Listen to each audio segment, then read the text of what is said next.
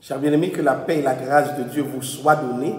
Nous sommes vraiment désolés du retard que nous accusons aujourd'hui dans la programmation qui a été prévue. Donc, il y a eu des impondérables. Donc, nous espérons que vous nous compreniez. Désolé, nous nous arrangerons pour que la prochaine fois, nous soyons à l'heure au rendez-vous. Ce que nous allons vous demander avant de commencer, c'est de bien vouloir partager le live pour que d'autres personnes puissent y participer.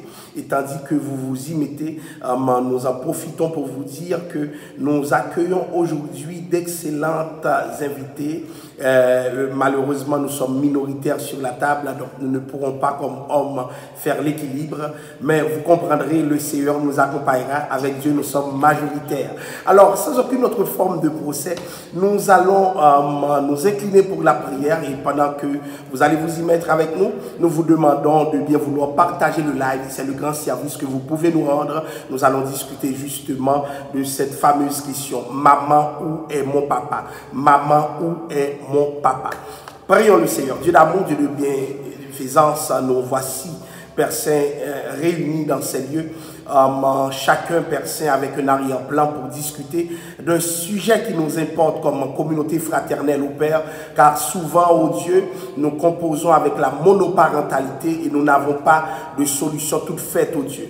Ce que nous souhaitons, c'est que tu nous permettes d'avancer, tu nous permettes d'avoir, Père Saint, les mots qu'il faut pour pouvoir adresser ce problème et justement envisager des pistes de solutions pour que notre communauté puisse se ressaisir. Nous te prions dans le nom de Jésus. À lui la gloire, l'honneur et la louange au siècle des siècles.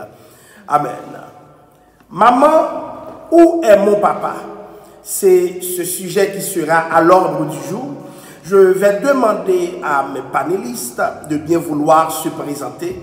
Nous allons commencer à notre droite et nous ferons une sorte de tour de table jusqu'à ce que ça ramène à moi encore votre serviteur Joseph Junior Clorméus. J'invite nos panélistes à se présenter. Bonjour, encore une fois, mon nom est Sabine, on s'est vu dans les deux derniers panels, débats. Je suis contente d'être parmi vous ce soir, premièrement à titre de maman monoparentale moi-même. Je suis contente de pouvoir partager avec vous encore un sujet, je crois, qui est très important.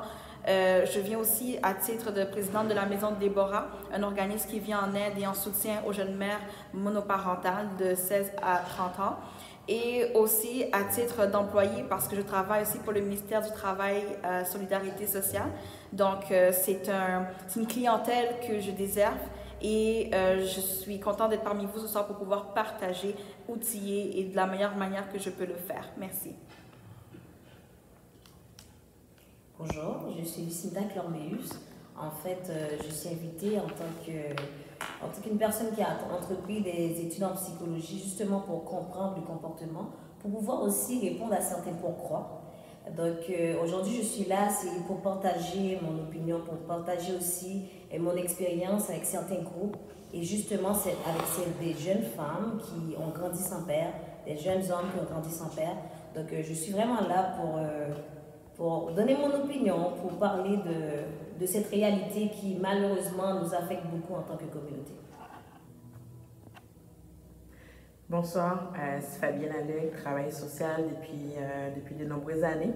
Mais par contre, depuis 1 an et demi, je travaille au Centre jeunesse de Laval. Donc, je suis là à titre de travail social. Puis en même temps aussi, je suis là à titre, étant donné, comme je dis, je suis à travail social, j'interviens aussi auprès de nombreuses familles, dont des familles monoparentales ou des familles divisées. Je vais pouvoir partager avec vous mon expérience de travail, ce que je fais avec ces familles-là, ces mamans qui sont monoparentales ou ces enfants qui sont comme brisés avec des parents qui sont séparés. Alors, ça me fait plaisir d'être avec vous ce soir. Alors, n'hésitez pas de partager vos questions et de nous appeler si jamais vous avez des questions. Bonjour tout le monde. Alors, moi, mon nom c'est Irvance Charles. Donc, bonjour pasteur, bonjour les autres panélistes. Donc, c'est un plaisir pour moi, c'est un privilège d'être entouré de toutes ces connaissances-là. Donc, je suis un disciple du savoir. Donc, je suis ici pour apprendre et puis pour partager aussi donc, mon opinion. Donc, merci. Bonjour à tous, je suis moi-même. Alors, pendant que nous allons débattre de la question, je vous invite à À un certain moment, on va ouvrir la ligne. Vous pourrez appeler à 438 815 0173 et le PIN number c'est 287 0826. J'espère que Marc Olifri pourra mettre pour nous ces numéros, les épingler pour que vous puissiez appeler en temps et lieu parce que bientôt la ligne sera ouverte parce que on a des gens qui veulent vous entendre parler. Donc participez avec nous, échangez avec nous et donc surtout quand vous avez des points de vue contraires ou bien des commentaires pour nous challenger un peu. Donc ce sera un plaisir parce que je sens qu'il y a du monde parmi nos panélistes qui vous attend sérieusement de pied ferme. Alors, comme nous sommes minoritaires aujourd'hui, j'invite les hommes aussi à intervenir sur ce sujet pour faire un peu l'équilibre parce que j'ai entendu le pré-débat, j'ai senti que les femmes veulent s'attaquer aux hommes par rapport à ce sujet. Qu'est-ce qui se passe? Maman, où est papa? C'est l'enfant qui demande où est son père. Je ne sais pas si vous voyez le paysage de nos églises, la monoparentalité, elle est très présente. Malheureusement, beaucoup d'entre nous, nous ne voyons pas ça comme un problème, mais ça nous dit que la charge familiale, généralement, elle est sur la femme. Donc, avec tout le stress, avec tout le fait que ce n'est pas partagé, donc tout ça, c'est sur la femme. Donc, nous avons des femmes dans nos communautés culturelles qui subissent le poids de la parentalité. Pourquoi? Parce que quelque chose se passe, peut-être au niveau de la construction de la relation, peut-être au niveau de comment dirais-je, de la société elle-même, comment nous autres hommes nous voyons, comment nous comprenons l'idée de famille. Peut-être aussi certains problèmes de femmes. Est-ce que certaines femmes n'ont pas certains problèmes qui font en sorte que ça doit être comme ça? Nous ne pouvons pas. Alors nous émettons des hypothèses parce que nous ne sommes pas des spécialistes. Alors j'ouvre le débat. Que se passe-t-il? Comment vous voyez ce sujet? Comment cela vous interpelle-t-il, chers panélistes? Ben, je peux partir, je peux commencer avec un peu mon point de vue, mon parcours. Je dirais, il y a plusieurs facteurs qui feraient qu'une femme se tomberait dans cette situation-là en tant que telle. Où est-ce qu'elle se retrouverait seule? Moi, je pense que, hormis les facteurs, il y a aussi malheureusement un manque d'accompagnement qui fait qu'elle ne s'en sort pas. Donc, la monoparentalité n'est pas juste un statut, mais ça devient quasiment un mode de vie, littéralement. Et ce mode de vie-là, il peut y avoir, je crois qu'il peut y avoir un frein lorsque il y a tous les outils qui sont mis en place. Et comme on amène le débat au sein de l'Église, je pense que ce débat-là, en fait, compte, amène à mettre un haut-parleur, à donner une voix, justement, une porte d'entrée pour qu'il y ait des outils, justement, pour que ces femmes-là sortent de ce mode de vie-là. Parce que qu'on le veuille ou non, être mère monoparentale, une fois qu'on arrive avec ce statut-là, maintenant, qu'est-ce qu'on peut faire pour s'en sortir? Puis je pense que c'est là qu'on doit amener ce sujet-là pour que justement que le pourcentage de mères monoparentales dans notre communauté puisse diminuer. Qu'est-ce qu'on peut faire ensemble et qu'est-ce qui n'a pas été fait par le passé? Qu'est-ce qu'on peut corriger pour que justement on brise ces cycles-là? Good, good, good. Une autre intervention? J'abonde dans le même sens. J'ai remarqué que dans notre communauté, les familles monoparentales représentaient plus la norme. C'est comme les mamans, enfants, ça représentait, on en rencontre beaucoup plus dans les familles à l'église. Donc je me suis souvent posé la question, mais où sont passés ces hommes? Mais en même temps, je me suis rendu compte que les mères aussi pensent pouvoir remplir ce rôle. Donc elles ne cherchent pas forcément quelqu'un pour le faire. Donc, à sortir de la monoparentalité parce qu'elle remplit ce rôle. Mais ça ramène à cette fameuse question qui viendra que tu remplisses le rôle ou pas, maman ou mon papa. Donc, j'ai beaucoup réfléchi à cette situation et les gens et les mères, très souvent, ne savent pas vraiment comment répondre à cette question. Encore moins comment pallier, comment se préparer à répondre à cette question. Donc, voilà pourquoi je pense que c'est pertinent qu'on approche cette question, qu'on aborde cette question aujourd'hui. Donc ça va permettre aux gens de savoir, ok, voilà la question que les enfants peuvent poser, voilà comment on peut réagir et voilà aussi comment on peut se préparer à affronter la monoparentalité parce que parfois elle n'est pas choisie. Alors, est-ce que la monoparentalité ne reflète pas une histoire de vie brisée? En fait, oui, je dirais. Parce qu'en fin de compte, non seulement il y a un bris de confiance aussi, parce qu'on s'entend que quand, à la base, on retourne un peu sur les derniers débats, bien, c'est sûr qu'il y a une relation à la base de cette grossesse-là. Et maintenant, il y a eu un bris qui fait que la mère se retrouve toute seule. Donc, moi, je pense qu'il faut s'attarder sur ce retour en arrière-là, sur ce brisement-là qui a eu lieu en tant que tel. Puis dans le même sens, je pourrais dire, à la base, il y avait quand même une relation, mais c'est vraiment la place du père. Puis le père, une fois que le papa sait que la femme tombe enceinte ou la femme attend un enfant, c'est quelle place que lui veut prendre dans la vie de cet enfant-là. Donc, ce que je veux dire, le père peut être absent pour différentes raisons. C'est sûr que lorsqu'un père est en prison, c'est qu'il est en prison. Lorsqu'un père est décédé, il est décédé. Donc, mais un père absent, il y a quand même des conséquences quand même graves sur la vie de l'enfant. Puis il y a différence quand même. Un père absent, ça peut s'expliquer par différentes façons. Ce que je veux dire par là, dans le sens qu'un papa peut être absent physiquement et non émotionnellement. Dans le sens que le père peut, par exemple, en Haïti, dans le contexte de l'immigration, mais même s'il est en Haïti, il pense à son enfant, il y a une relation quand même qui est encore présente. Le père, suite à une relation avec les parents, ils peuvent ne plus être ensemble, mais ils jouent quand même un rôle très présent dans la vie de son enfant. À ce moment-là, même s'il ne vit pas sur le même toit, même si, dans le sens que l'enfant, lorsque l'enfant, par exemple, il fait une crise la nuit, il ne sera pas le premier à intervenir, mais il sera peut-être le deuxième à être à l'hôpital. Donc, il prend en considération que oui, je ne suis plus avec la maman, mais je suis encore le papa, puis je joue mon rôle. Puis jouer le rôle, ça veut dire quoi? C'est vraiment être présent dans la vie de son enfant à différents niveaux, pas seulement au niveau physiquement, mais c'est vraiment jouer le rôle, s'assurer que ton enfant va bien à différents égards. Puis il y a aussi les papas qui laissent les mères, exemple, comme les mères monoparentales, souvent, qui laissent les mères avec l'enfant autant physiquement et émotionnellement ou psychologiquement. À ce moment-là, les mères s'arrangent pour jouer ce rôle-là de façon très complète. Ils jouent autant le rôle de mère et de père. Donc, ces femmes-là, c'est souvent ça vont souvent essayer de combler le rôle du père, mais malheureusement, une femme reste une femme. On ne va jamais jouer le rôle d'un homme parce qu'on n'est pas un homme. Malheureusement, de la société, lorsqu'on parle d'une femme est comme ça, est sensible, une femme est douce, une femme est patiente, tout ça. Parce que l'homme, lorsqu'on parle de l'homme, on voit plus quelqu'un qui est plus rough, quelqu'un qui est plus solide. Donc, un papa dans la vie d'un petit garçon, un papa dans la vie d'une petite fille, je n'aurai pas le même rôle que si... Je n'aurai pas le rôle d'une maman, ne pourrait jamais jouer le rôle de ce papa-là. Donc, c'est important qu'il y ait le rôle du père. Même lorsque le couple est brisé, c'est important que le papa soit conscient que c'est le petit héros de son enfant, c'est le prince ou le roi de sa petite fille. Donc, à ce moment-là, une fois que son rôle est clair dans sa tête, je ne suis plus avec cette maman-là, mais je joue mon rôle, c'est beaucoup plus facile pour cet enfant-là. Il y a aussi les papas qui sont présents physiquement, mais émotionnellement ou psychologiquement, qui sont absents. Donc, souvent, dans notre communauté, on a souvent ce genre de pères-là. À la maison, ils sont là, mais ce qu'on appelle les bouquets de fleurs.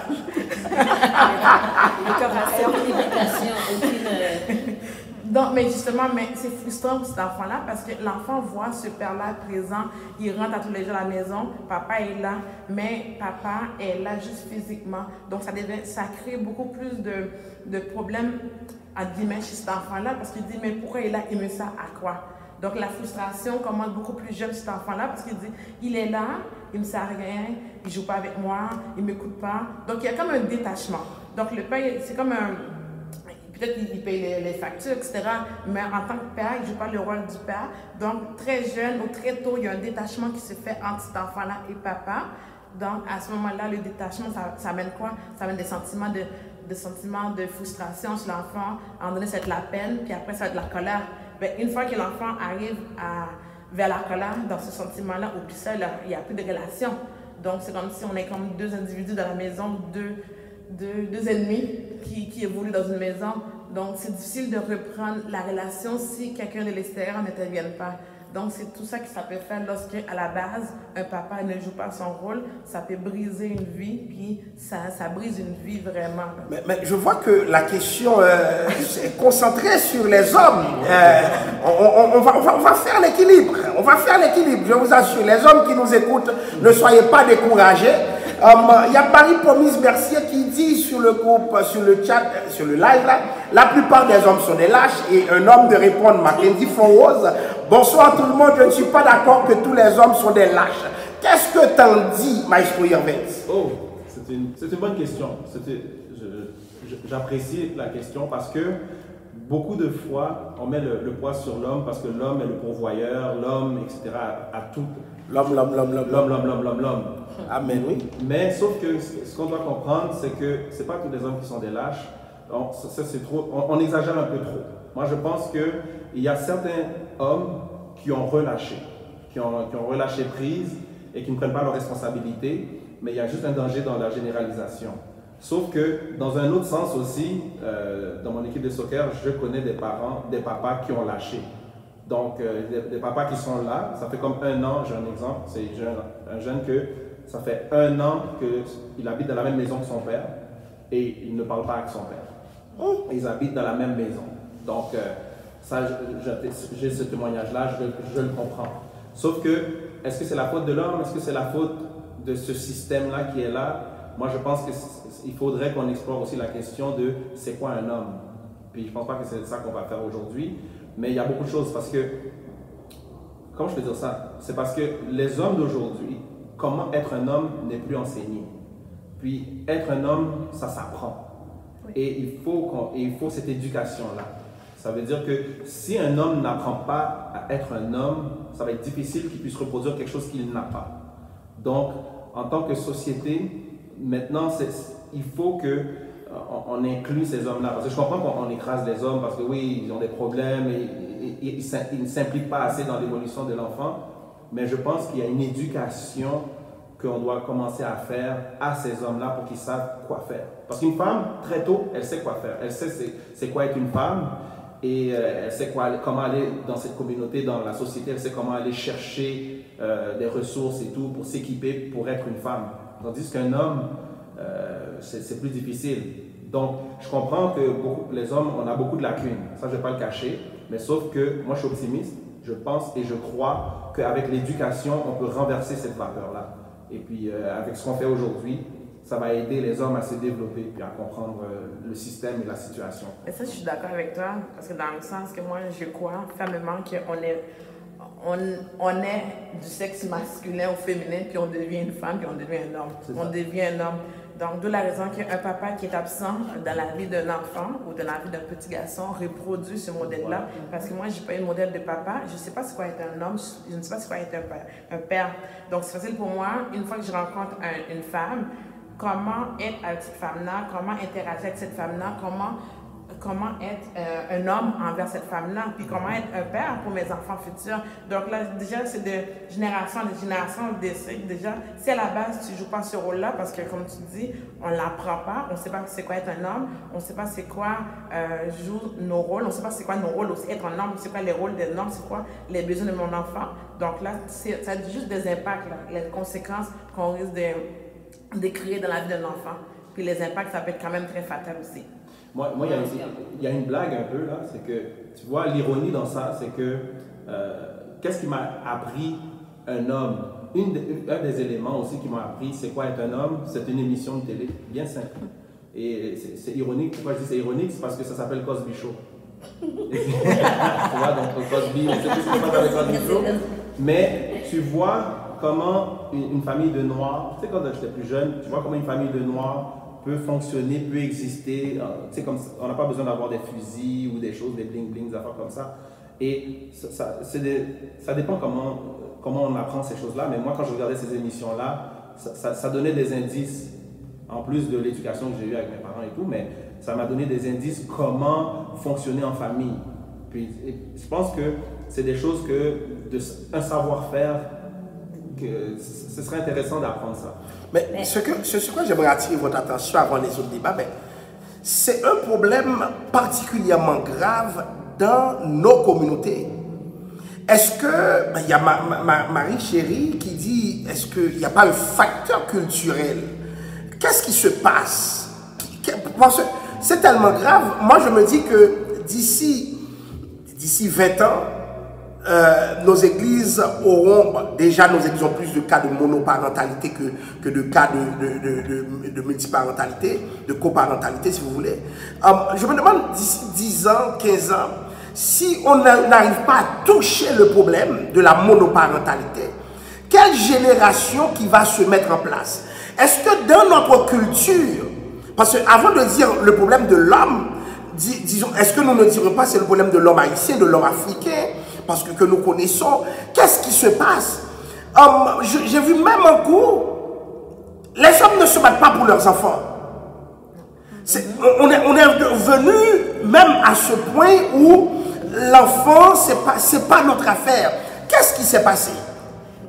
Moi, je pense qu'à un moment donné, en tout cas, de la communauté haïtienne, même en Haïti ou la communauté en diaspora, il y a aussi une culture de la femme qui est potomitan, donc la femme qui est le pilier de la famille.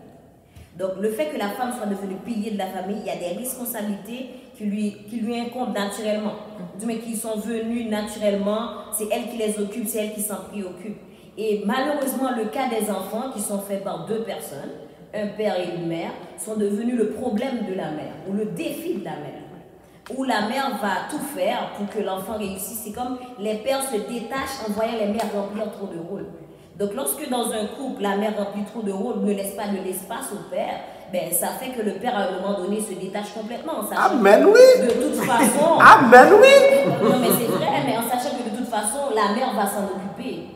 Donc je trouve que c'est faire de la place, que ce soit pour le père ou la mère, chacun a son rôle à jouer et ça doit être défini. Ça doit être très bien défini parce que quand ce n'est pas défini, le père s'en détache. Et quand le père s'en détache, la mère n'a pas le choix de se préoccuper, la mère n'a pas le choix de remplir cette fonction parce qu'il y a un vide qui s'est créé. Et le fait que dans notre communauté, on voit souvent les mères comme des piliers, des femmes fortes, et elles le sont. Il faut bien l'admettre, elles le sont. Mais en même temps, ça laisse quelle place à l'homme? Parce que si la force de la femme est toujours mise, qui prédomine toujours dans les discours, même dans la fête des mères, regardez qu'est-ce qui se passe très souvent. Donc, lorsque ça prédomine trop, la femme est habituée à remplir tous les rôles. Et en les remplissant, des vides se créent parce que ce n'est pas sa responsabilité de le faire. Donc, je te rejoins, Vince, quand tu dis qu'il faut toute une éducation là-dessus. Ben, l'éducation commence déjà par le fait que lorsque tu as un enfant, tu dois t'en préoccuper, tu ne dois pas laisser tout à la mère. L'enfant est le produit de deux parents. Si le père n'est pas là, comme tu l'as dit tantôt, un cas de décès, un cas de prison, etc., le père n'est pas là, mais là encore, il faut une figure paternelle.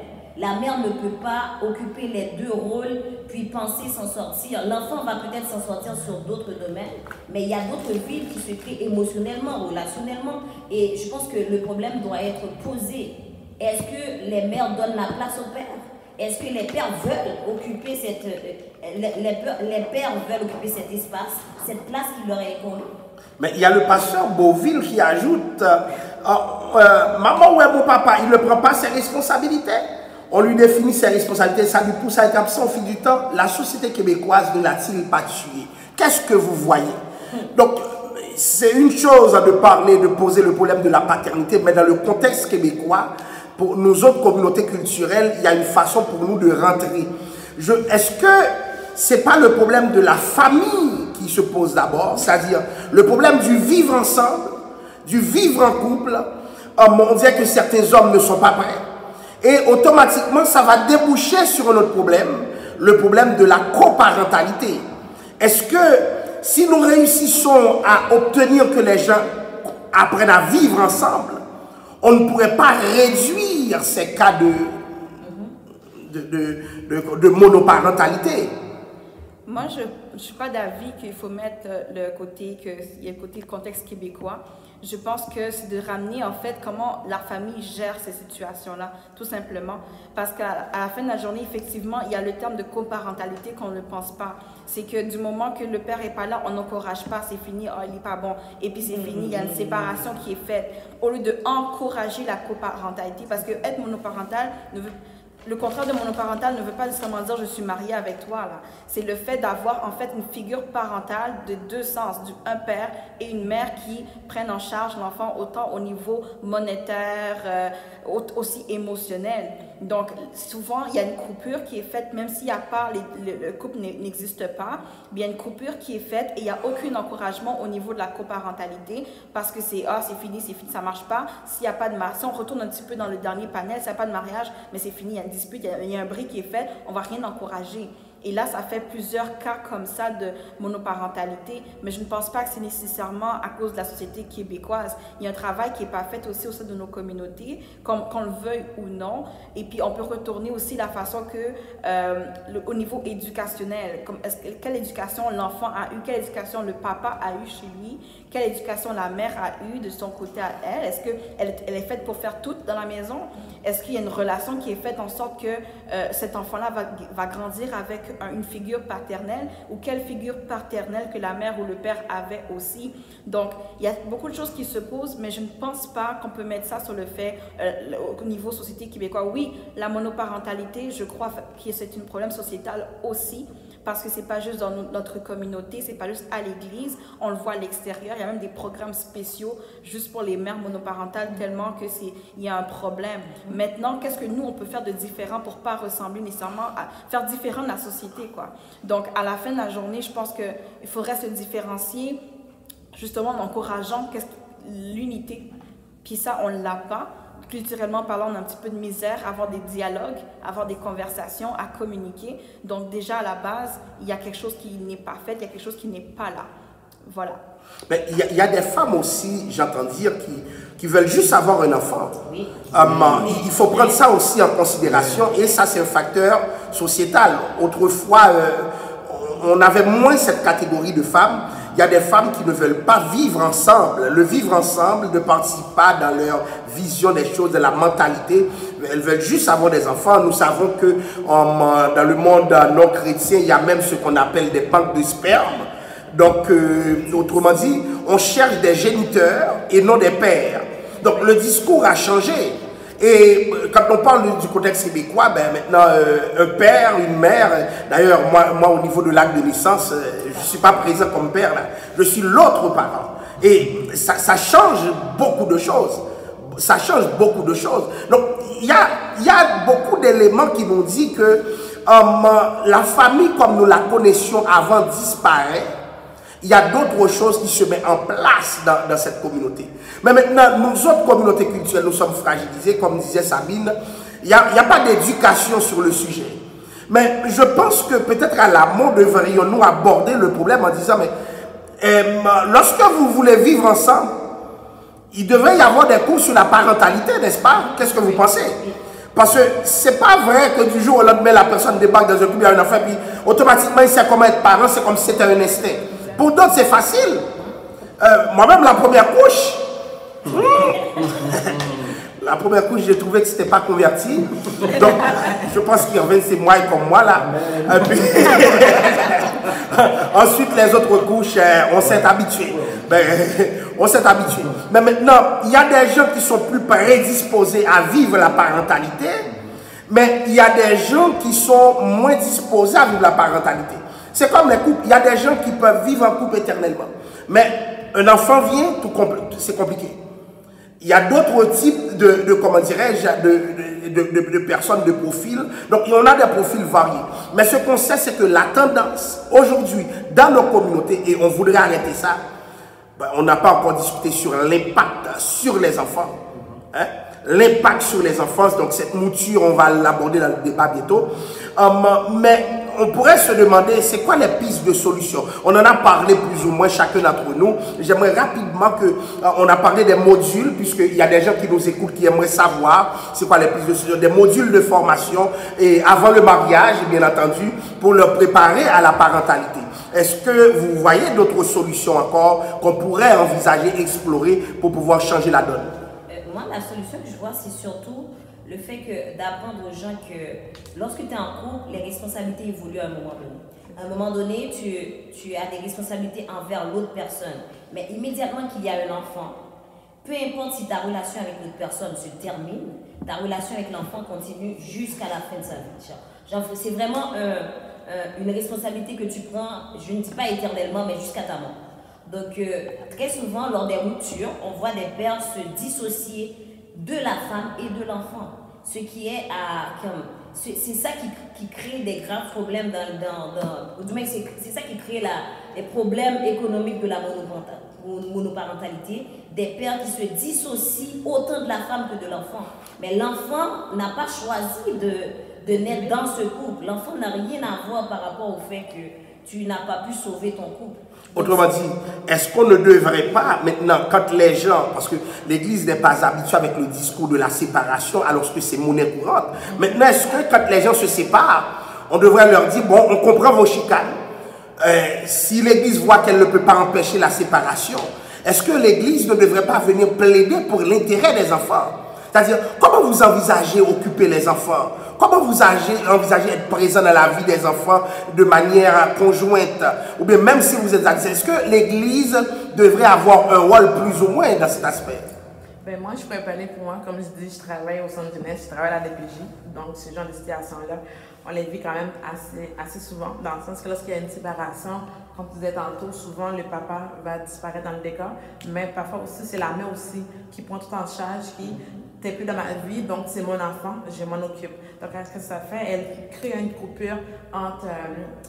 c'est comme si la relation entre elle et le mari ou le conjoint ou l'homme n'a pas fonctionné. Automatiquement, il s'est dit la relation entre le père et l'enfant ne va pas fonctionner. Alors, c'est deux choses complètement différentes. Pas parce que ma relation n'a pas fonctionné avec le mari ou l'homme, cela voudra dire pour autant que la relation ne va pas fonctionner avec mon enfant. Donc là, le père ou ce monsieur-là reste quand même le père de mon enfant. Donc là, nous, lorsque ça arrive, souvent, on essaie de tout faire pour garder quand même la relation entre l'enfant et le papa. Parce que lorsque le papa veut s'impliquer, souvent la maman met une barrière aussi, une vraie barrière dans le sens que c'est mon enfant, tu m'as quitté, je vais te montrer que je suis capable, je vais réussir, tu vas avoir 10 ans, 20 ans, elle va devenir l'homme, la femme, mais écoute, c'est nous, là, le chicane se passe entre vous deux. Donc à ce moment-là, pourquoi imposer ça à l'enfant? L'enfant n'a rien demandé. Là, tu l'imposes quelque chose que il n'y a pas de chicane entre papa et l'enfant. Donc là, à ce moment-là, c'est de là qu'on va parler de l'aliénation parentale. Maman va tout faire pour que l'enfant déteste à son tour le père. Donc maman va dénigrer le père, va tout faire. Maman, lorsque la mère va projeter une image très négative du père. Donc à ce moment-là, l'enfant va voir le papa très négatif. C'est sûr que là, il va dans la maison, lorsqu'il arrive quelque chose, il va dire, regarde, je suis seule, hein? Regarde, t'es malade, qui est là? C'est moi, regarde. Hein? Donc là, c'est toujours en faveur d'elle. Donc l'enfant qui voit ça, c'est vrai, maman est toute seule, c'est toujours en faveur d'elle. De l'autre côté, ton papa ici et ça, elle finira par mettre dans sa tête, c'est vrai, ce que maman dit est vrai. Donc là, l'enfant finit par détester son père. Donc la relation devient difficile à ce moment-là. De la raison, nous, lorsqu'on intervient, ce qu'on fait, on va faire des visites supervisées, des grandes supervisées. Donc cet enfant-là, on va mettre des valises. Donc, avec la mère, si jamais la mère devient très difficile pour que papa voit l'enfant, on va devoir aller devant un juge, devant un tribunal, parce qu'on veut quand même donner l'accès au père. Donc, le père, pourquoi? Parce qu'on s'est dit, si la relation entre les parents ne fonctionne pas, mais la relation entre papa et les enfants, ça fonctionne. On veut que ça fonctionne. On veut au moins minimalement garder un minimum de contact. On veut que ce papa-là continue à intégrer, à s'interagir, à vivre dans la vie de ces enfants-là. Donc, s'il faut qu'on supervise les contacts, on va superviser. S'il faut qu'on accorde pas des congés, des heures au père. Donc, on va tout faire pour que papa reste dans le décor. Bien sûr, arrivé là, on va quand même, quand je dis lorsqu'on supervise, surtout que papa est inadéquat ou n'arrive pas à jouer son rôle, parfois l'enfant il peut avoir une coupure, mais on va quand même tout faire pour s'assurer au moins qu'il y ait un minimum de contact, où le contact entre papa et les enfants reste. Mais j'ai déjà entendu des gens, des mères parler du père. Race papa. Tu vois, même le discours dans la famille, race papa, ça veut dire quoi? L'enfant fait quelque chose de mauvais. C'est race papa. Mais que dis-tu au père? Hein? Est-ce que c'est comme même des expressions, c'est comme même quand il n'y a pas de guerre, parce que tu parles du contexte de guerre, mais la relation normale, est-ce qu'elle n'a pas tendance à exclure le père? Pourquoi un père est-il important dans un foyer aujourd'hui? Mais aussi, pasteur, je veux juste ajouter un petit point pour faire un peu de pouce à ce que Fabienne a dit. Parce qu'elle parle en mode intervention dans un centre et c'est excellent parce qu'il en faut. Mais maintenant, ce qui arrive, c'est que ça vient un peu contrefaire quelque chose qu'à l'Église qu'ils ne font pas. Parce que si on retourne, parce que la question était posée aussi dans le cadre de l'Église, puis qu'est-ce qui est, ce que moi je n'ai jamais vu en fait, c'est que lorsque la mère tombe enceinte, parce que quand on parle de monoparentalité, c'est parce qu'elle n'est pas mariée. Donc dans le contexte, il n'y a pas eu de mariage, mais il n'y a pas de suivi qui est fait. Il y a souvent justement cette rupture-là au niveau, quand on avait parlé de parler, il y a des chicanes entre les familles. Donc, il n'y a même pas d'encouragement, en fait, pour apporter ce que le CLSC ou le centre va apporter, justement, qui est bon parce qu'elle fait une intervention pour qu'il y ait une relation, parce que l'enfant n'a pas de problème avec son père. L'enfant n'a pas de relation comme si pour dire « Oh, mon père, si... » Des fois, l'enfant est tout bébé, il ne sait même pas qu'est-ce qui se passe. Donc là, qu'est-ce qui arrive, c'est que malheureusement, l'Église va le permettre, va le juste laisser faire, va le juste laisser aller, puis ça tombe que la jeune femme tombe monoparentale, point.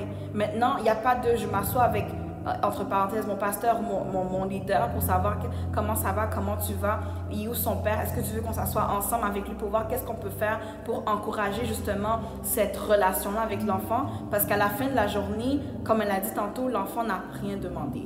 L'enfant n'a pas dit « mais je vais sur la terre ». Donc maintenant, c'est comment on peut favoriser cette relation-là pour justement couper ce cycle ou ce regroupement d'enfants qui n'ont pas de père ou qui demandent tous à leur mère pas maman, où est mon papa? Mais moi, je poserais une question en ce sens. Est-ce qu'un homme qui est venu briser la vie d'une femme, voyez, est-ce que vous l'encouragerez à être père de l'enfant qui vient de naître? Est-ce que vous courez le risque? Parce que c'est un vrai enjeu. Vous voyez, si la personne demande de l'irresponsabilité dans la vie de l'autre au point, tu es rentré, tu sais que tu ne devais pas rentrer, tu sais que tu n'aimais pas la personne, tu ne voulais pas de la personne, et puis tu l'as flanqué un enfant. Et puis pendant que l'autre t'aimait, pendant que l'autre te chérissait, et puis maintenant là, tu t'arranges pour devenir père. C'est quoi ton but? Comment vous voyez ça? Est-ce que vous pensez que c'est normal, c'est acceptable, ou bien il y a lieu de prendre du recul? Moi, je trouve qu'il y a lieu de prendre du recul, mais en même temps, on en revient à quel est l'intérêt de l'enfant. Parce que très souvent, il y a des hommes qui sont de très mauvais partenaires de vie, de très mauvais conjoints, mais par exemple, qui peuvent s'investir dans la vie de l'enfant. Je trouve que ne pas essayer du tout, parce que, en fait, la vie est un risque. Être déjà en couple, tu as déjà pris un risque, un grand risque. Avoir un enfant avec la personne, c'est un autre risque. Mais là, maintenant, tu prends le risque que l'enfant grandisse sans père. Donc, je trouve qu'il faut peut-être rechercher l'implication paternelle, laisser au père le temps de dire non, je ne veux pas. Et il y a même des actes juridiques où il peut dire, ok, je ne veux pas remplir le rôle de père. C'est le mettre en face de ses responsabilités. Donc, mais dire que, ok, puisqu'il m'a fait ça, il n'a plus le droit, il n'a plus, je ne lui fais pas plus confiance pour qu'il intervienne dans la vie de mon enfant. Je trouve que ça relève de la mère, de l'égoïsme de la mère, de l'opinion de la mère. Mais est-ce que c'est pas une opinion qui doit être, je pense, qui doit être discutée? Oui, c'est une opinion qui doit être discutée, parce qu'un mauvais partenaire n'est pas forcément un mauvais père.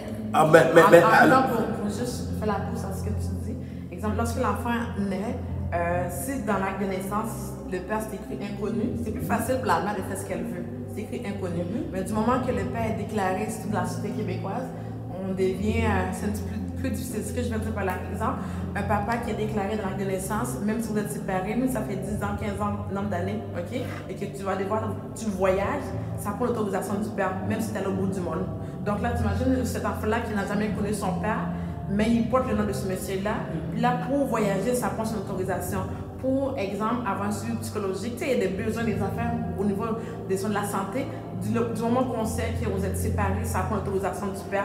Donc là, il faut trouver ce père-là quelque part. Donc là, c'est sûr qu'au début, lorsque le père n'est pas déclaré, c'est vraiment inconnu, c'est plus facile entre guillemets. Mais si vous prenez le risque, donc là, il y a quand même le nom du petit enfant-là, porte le nom de ce monsieur-là, puis en même temps, vous l'enlevez dans sa vie, sous prétexte qu'il ne sera pas un bon père, sans même essayer. Là. On essaye d'abord, ça ne fonctionne pas, ça ne fonctionne pas, mais on sait qu'on a quand même essayé. Donc là, à ce moment-là, c'est comme si vous prenez quand même ce risque-là, puis les conséquences qui viennent avec, comme j'ai dit, tous les soins, soins psychologiques, le passeport, pour un voyage, ça prend l'autorisation de notre partie. Donc là, c'est comme si on devient dépendant quand même de ce monsieur-là, que l'on veuille ou pas. J'aurais une question à vous poser, mesdames, parce que vous, dans le cadre de votre travail, vous avez plus d'expérience avec ça, mais la question c'est quoi? C'est combien de fois que, dans le cadre de votre travail, une femme ou une mère dit non à son mari et que le mari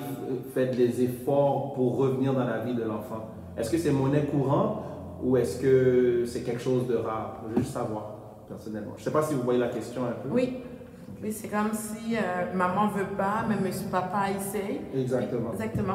Ben moi, écoute, j'en ai un clairement. Donc l'enfant, à chaque fois, écoute, c'est un de mes dossiers. Papa veut. Tu sais, quand tu fais la super là, il dit, moi, c'est moi le père, je veux.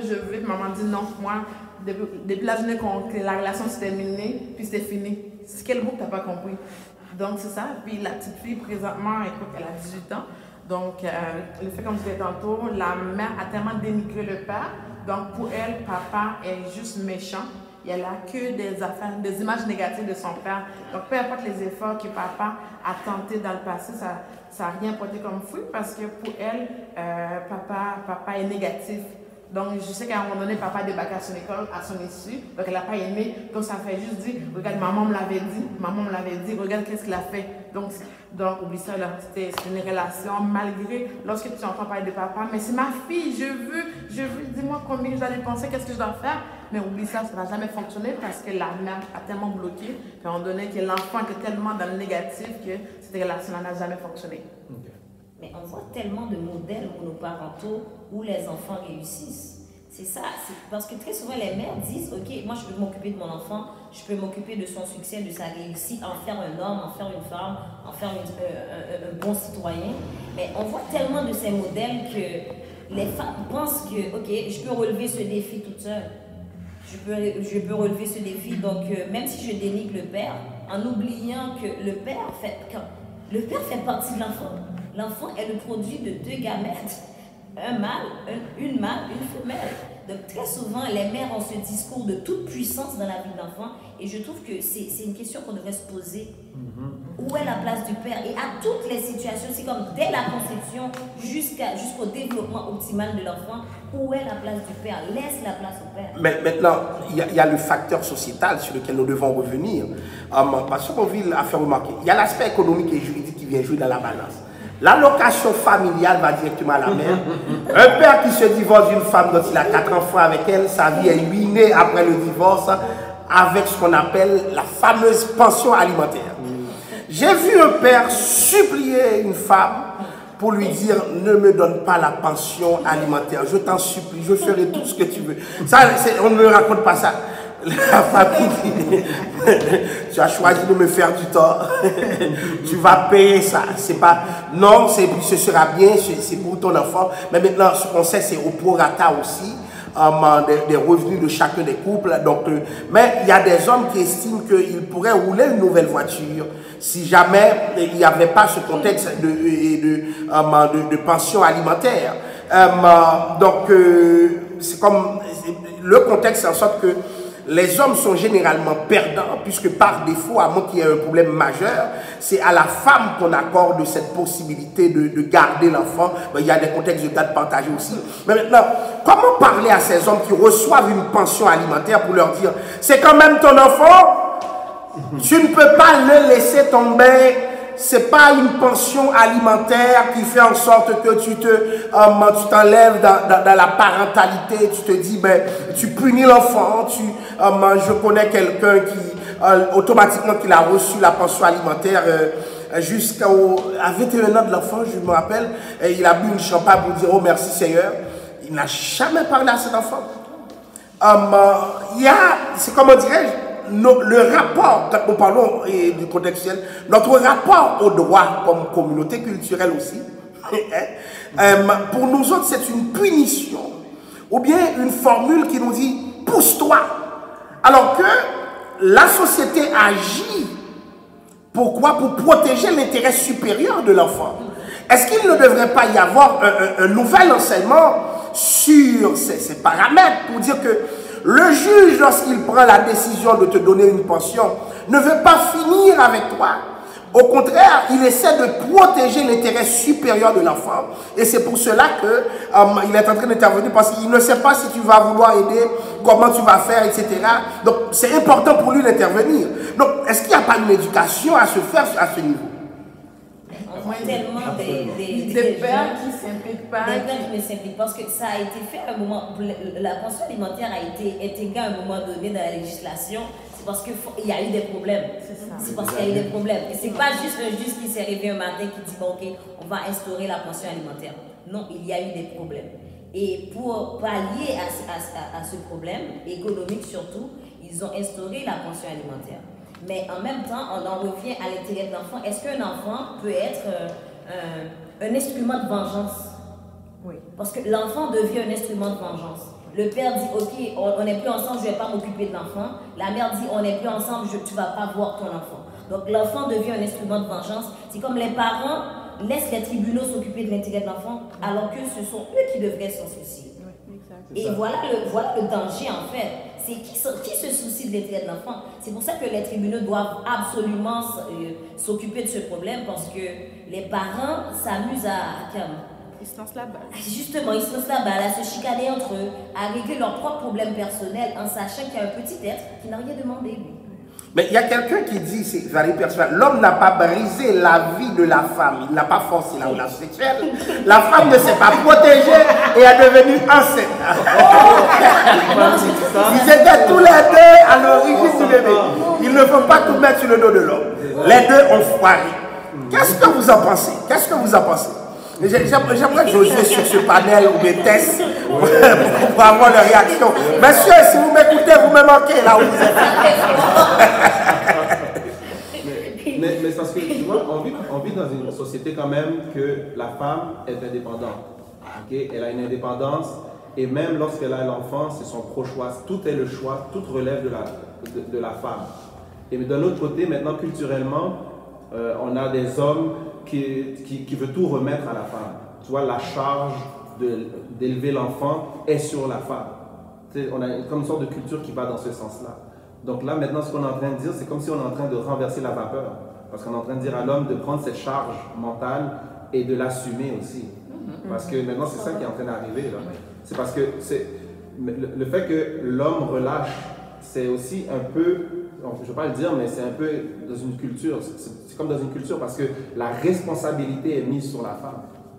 Et dans cette société qu'on vit au Québec, la femme est indépendante. Donc, elle n'aurait pas besoin d'un homme pour survivre. Donc, c'est pour ça que même, tu vois, même le contexte de donner de l'argent, tout ça à la femme et tout, c'était pour protéger la femme dans le passé. Mais maintenant, la femme est égalité avec l'homme. Donc, il y a des choses, même la législation, on devrait même revoir cette législation-là. Et puis aussi, culturellement, on devrait commencer à en parler pour justement changer, renverser cette vapeur-là, pour responsabiliser les hommes et permettre à l'homme d'accepter cette charge. Parce que moi, j'ai comme l'impression que les hommes, on n'accepte pas cette charge-là. Une des raisons, c'est que la femme ne le donne pas, mais on ne se bat même pas aussi pour l'avoir. C'est rare qu'un homme se bat pour ça. Puis je pense qu'il y a un réveil qui doit arriver dans la mentalité humaine, dans notre mentalité d'homme, d'aller reprendre notre place et de demander d'être dans la vie de cet enfant-là. Parce que la communauté, parce que la société va pas nous... La société est là, elle est ouverte. Mais sauf que nous, on ne fait pas ce pas-là. Moi, je pense qu'il y a une opportunité d'aller et de demander d'être dans la vie de cet enfant. Même si on n'est pas responsable. Parce que des fois, même, on se juge qu'on n'est pas responsable, mais on ne le sait pas a priori. C'est juste parce qu'on n'a pas l'expérience avec les enfants. Mais je pense qu'un homme, même si l'homme n'est pas, entre guillemets, pas sérieux, mais il faut qu'il soit dans la vie de cet enfant-là. Il faut que l'enfant voit l'homme pour qui il est. Et parce qu'il y a des questions que cet enfant-là va avoir, et la personne pour donner la réponse, c'est ce géniteur-là. Et c'est ce géniteur-là que, à travers ses faiblesses, va donner des réponses à cet enfant-là, qui va permettre à cet enfant-là de traverser les gouffres qu'ils vont rencontrer. Alors, c'est compliqué. Maintenant, venons-en à cet aspect que nous n'avons pas vraiment souligné sur la table. Parlons de l'enfant lui-même, les conséquences sur lui de la monoparentalité. Quand il n'y a pas une figure paternelle qui fait l'équilibre dans la maison, son développement socio-affectif, comment ça va se faire? Donc, j'estime qu'on n'a pas encore adressé cette préoccupation. Moi-même, je me rappelle, mon père donnait leçon à quelqu'un et puis dans la famille de cette personne, qu'est-ce qui se passait? Le gars arrivait à... les gars étaient proches des quarantaines, là. Et puis, il a pris une arme. Il a dit à papa, tu vas me dire, mais cette fois-ci, il demandait pour sa mère. Je veux savoir qui est ma mère. Et tu vas me le dire. Ça se passait à New York. et puis le père était tellement surpris parce que c'est un garçon encadré, mais lui-même, il sentait qu'il avait un vide.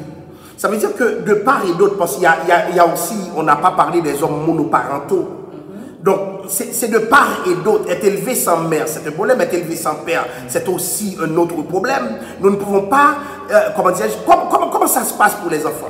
Moi-même, personnellement, j'ai été au courant de cela. Il y avait une enquête que de mes collègues pour sa maîtrise devait remettre. Et puis, qu'est-ce qui s'est passé?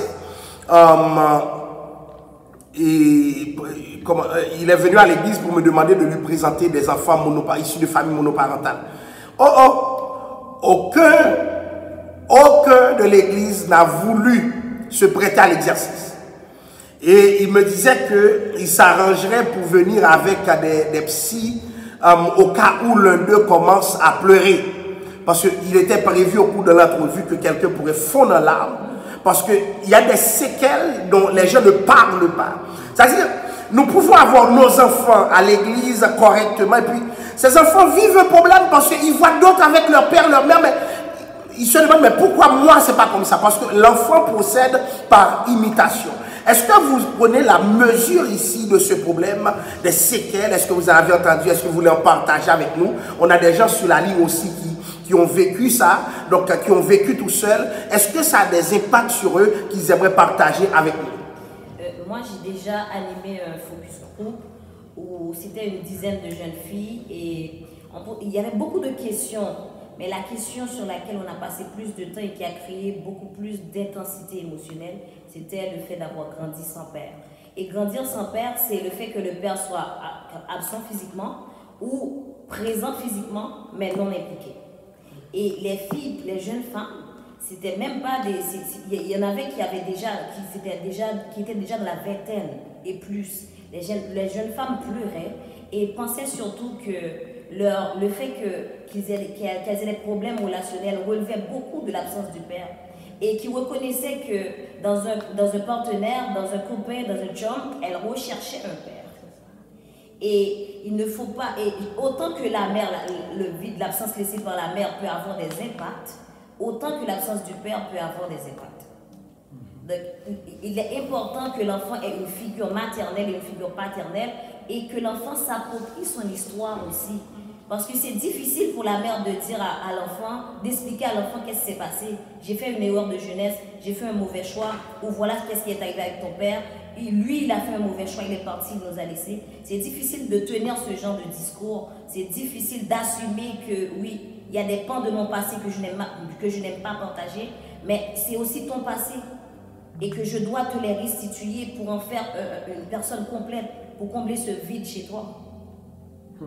Donc je pense que c'est tout aussi important. Moi, j'ai vu des pleurs, j'ai vu des femmes pleurer, j'ai vu des jeunes hommes s'écrouler quand ils parlaient de l'absence d'un parent.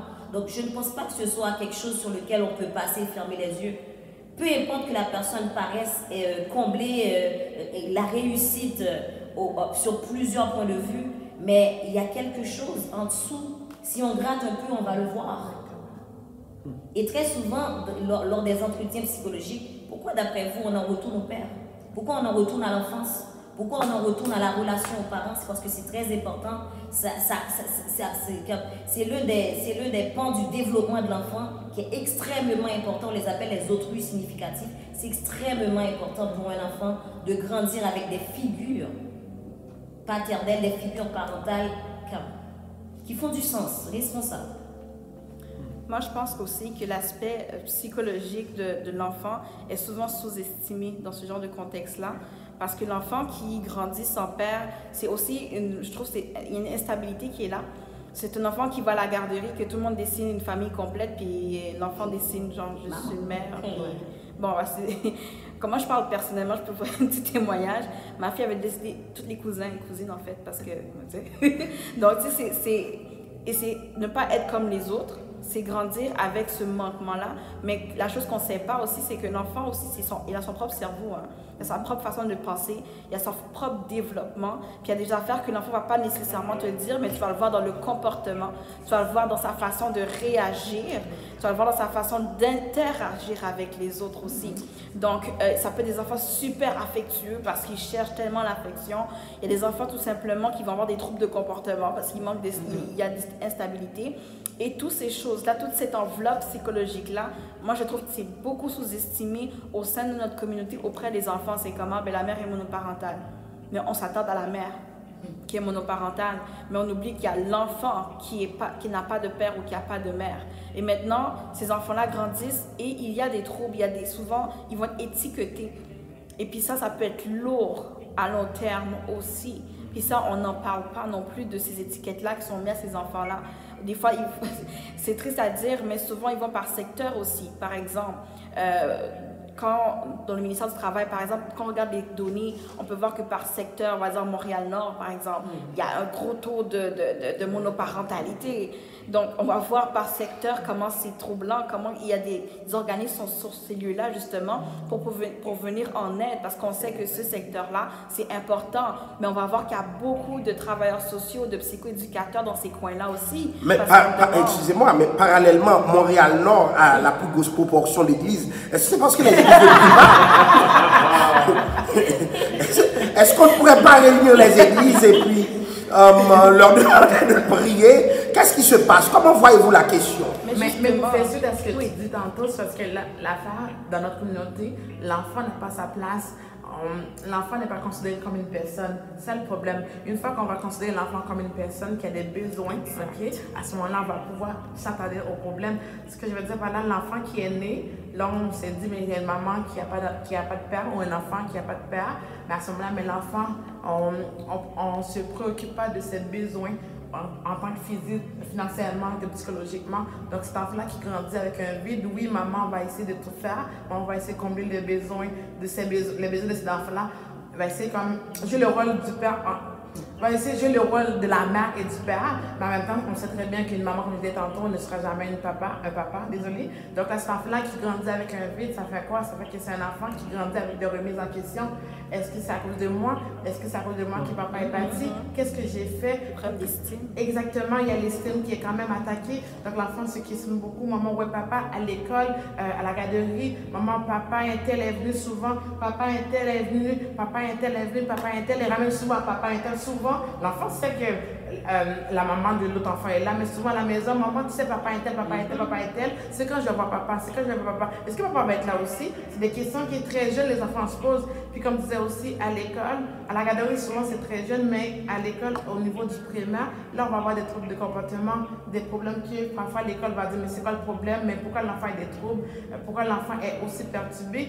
Donc là, si on regarde ça, tu vas dire, c'est juste un enfant qui est mal élevé, le bâton, il va le médicaments. Mais exactement, donner des médicaments, mais il faut aller gratter pour aller voir c'est quoi le problème. De la raison, lorsqu'on fait une évaluation ou lorsqu'on fait une évaluation, on va aller voir c'est quoi le manque, qu'est-ce qui fait en sorte que l'enfant se comporte ainsi avant de mettre l'étiquette que l'enfant a un trouble, vraiment un vrai trouble. Là, mais parfois, c'est vraiment psychologique, il y a un manque qui est là. Exactement, c'est l'environnement. Puis comme tu disais tantôt, si le père est absent dans la vie de l'enfant, il faut quand même une autre figure qui représente ce père-là pour plus ou moins balancer. Mais sinon, l'enfant grandit vraiment avec des séquelles. C'est un enfant qui grandit. Jeune enfant, ça donne des troubles de comportement. Adolescence, souvent, c'est plus envers la mère. Donc, envers la mère, ça va être comme, ouais, mon papa, je te déteste. Alors que souvent, très jeune, l'enfant est très fusionnel avec maman, très fusionnel. L'enfant est comme conscient que maman travaille dur, maman fait 2 emplois, maman est là pour moi, maman achète ce que je veux. L'enfant est en amour avec maman parce que c'est maman qui est papa. Mais l'adolescence, c'est tu m'as enlevé mon père. C'est à cause de toi que je n'ai pas de père. Donc, ça crée maman qui se retrouve, mais je ne comprends pas. Je t'ai tout donné, pourquoi tu es encore là contre moi? Mais l'enfant aussi, il est en remise des questions, qui pose des questions. Je veux mon papa, je veux ce rôle-là. Donc, c'est comme le modèle. Des fois, l'enfant même dit à la maman, si je comprends pourquoi ton papa t'a laissé. Je ne pouvais pas vivre avec toi, tu m'ennuies tellement, tu me laisses ta vie impossible. C'est comme des bombes à retardement. C'est ça, donc c'est pas facile. Mais il y a un autre aspect. On m'a dit que, alors je le laisse à votre discrétion, quand des fois la personne est tentée de chercher le Père toute la vie. Et cette recherche du Père passe aussi par des engagements avec des gens qui n'ont pas son âge. Vous voyez? Donc, il y a des filles qui seraient portées à aller à chercher un père dans le copain. Et même plus, il y a des filles, parce qu'ils ont cherché le père de manière consciente ou inconsciente, ils souhaitent véritablement que l'homme qu'ils trouvent au moins développe l'autorité paternelle. D'ailleurs, il appelle le chéri papa. Et si le chéri veut le froid comme juste son chéri, ça ne marche pas. Parce qu'elle veut un père. C'est un père qu'elle cherche, mais elle n'en est pas toujours consciente. Donc j'ai vu des hommes qui se sont retrouvés dans le cadre de leur relation avec des attentes dépassées, mais qui n'ont pas compris parce qu'il y a une réconciliation qui ne s'est pas faite avec le passé, parce que cette fille cherche son père. Et toi, homme, il s'attend à ce que oui, tu es le mari, mais le rôle paternel, il veut que tu le vis aussi, pas un enfant pour son enfant, mais que tu sois un père aussi pour... un père pour elle aussi. Est-ce que vous avez déjà entendu cet aspect? Par rapport, mais moi je pense que c'est là qu'on doit retourner au rôle de l'Église, parce que dans la Bible, on parle de la veuve et de l'orphelin.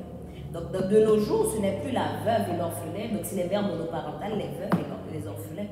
Donc je pense que l'Église doit poser cette question. Qu'est-ce qu'on fait pour les veuves? Qu'est-ce qu'on fait pour les mères monoparentales? Qu'est-ce qu'on fait pour les orphelins? Et très souvent, c'est même avoir proposé que des hommes soient des mentors pour des enfants qui sont élevés par des mères monoparentales. Je trouve que c'est des questions que l'on doit se poser, c'est des programmes que l'on doit mettre en place à l'Église. Parce que effectivement, il y a des femmes qui vont chercher un père, qui vont aller vers des hommes plus vieux, qui vont chercher un père, et pourtant, c'est juste qu'elles n'ont pas eu de père. Et l'homme ne pourra jamais répondre à ses attentes. Et c'est pour ça que moi, je le conseillais souvent à mon petit frère, je lui disais, écoute, lorsque tu vas dans une famille, regarde si le père et la mère est là. Parce que si le père ou la mère n'est pas là, tu vas devoir faire face à des attentes un peu en dessous de tes moyens. Et c'est ton choix parce que tu es rentré dans une relation pareille. En rentrant dans la relation, ce n'est pas après 5 ans que tu découvres que la femme n'avait pas de père ou que le garçon n'avait pas de mère, n'avait aucune figure paternelle ou maternelle. Donc je pense que c'est des réflexions qui doivent se faire à l'aval et non à l'amont. Mais par rapport à si c'est déjà fait, donc si la mère monoparentale a déjà son enfant, l'Église devrait, pour les mères monoparentales chrétiennes, l'Église devrait pouvoir offrir au moins un programme, devrait s'intéresser, parce que la veuve et l'orphelin, ils sont encore là, ils sont encore là. Et la Bible en parle, hein? Les veuves, les orphelins. Et on n'a pas parlé de où est mon père dans les cas d'adoption, de monoparentalité, pas de monoparentalité, de cas de femmes qui ne sont pas mariées, de femmes qui sont violées. Il y a tellement de scénarios qui rentrent en ligne de compte. Je pense qu'on devra tôt ou tard adresser ces préoccupations à une autre échelle pour pouvoir apprécier toute la dimension du problème. Alors, j'invite à ceux qui nous écoutent sur le live, tandis que nous allons continuer avec nos interventions. Si vous avez des questions à faire part à l'équipe, si vous avez des commentaires, je vous prie d'appeler au 438 815 01 73 et de composer le PIN number 287 08 26. Si vous avez un commentaire, une question, nous aimerions vous entendre sur le live. Ça nous ferait beaucoup de plaisir de participer avec vous. Donc désormais, c'est un live interactif.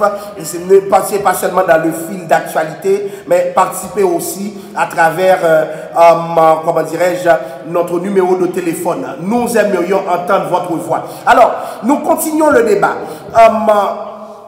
Il y a quelqu'un qui a dit qu'elle ne peut pas passer sa vie sans son père, mais il y a quelqu'un d'autre qui a dit beaucoup d'anxiété, peur de l'abandon, Georgette Isidore, plus tard dans la vie, peur de l'engagement. Oui. Donc, les problèmes que nous voyons dans nos églises, ou bien en dehors de nos églises avec des gens, commencent dans la famille. Quand la cellule familiale n'est pas bien, ça se continue, ça se pousse dans la vie. Donc c'est l'histoire d'une vie. Et c'est pourquoi je parle au couple. Faites l'effort de faire en sorte que ce que vous viviez n'ait pas de conséquences néfastes sur vos enfants.